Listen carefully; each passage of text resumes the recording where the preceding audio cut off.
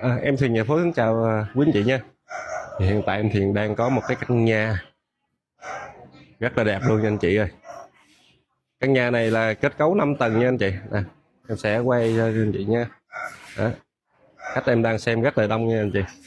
Thì cái nhà này á, tổng diện tích là 69 mét vuông, kết cấu 5 tầng.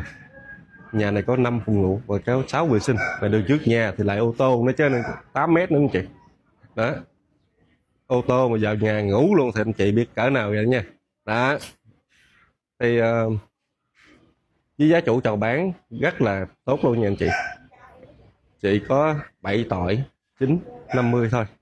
Anh chị nào quan tâm nhà khu vực Gò Vấp phường 12 thì cứ liên hệ với em Thiện qua số điện thoại là 0866 451913 để trực tiếp xem nhà nhé. Em Thiện xin cảm ơn.